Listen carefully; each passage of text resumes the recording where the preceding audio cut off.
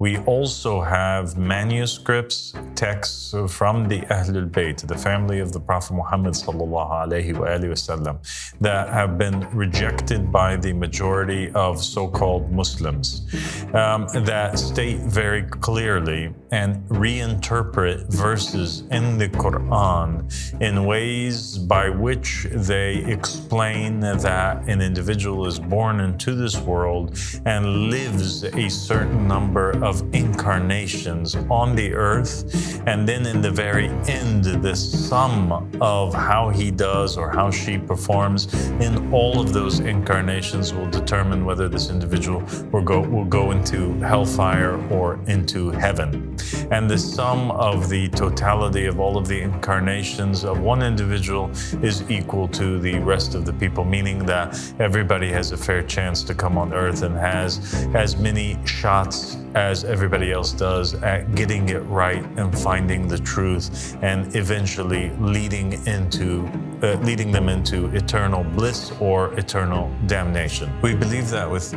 each incarnation that a human being incarnates into, he becomes worse or he becomes better. Either he surrenders himself to his desires and to his lusts and to his sins,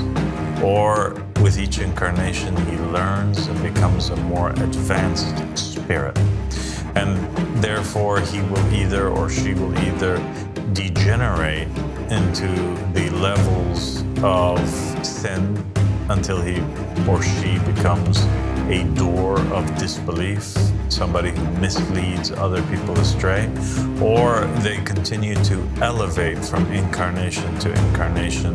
drawing themselves spiritually closer to God until the point that they will reach, for example, the rank of a door, or somebody who is close to the prophet or the messenger or the imam of their time, or perhaps they would even elevate to become somebody who God uses as his mouthpiece in creation.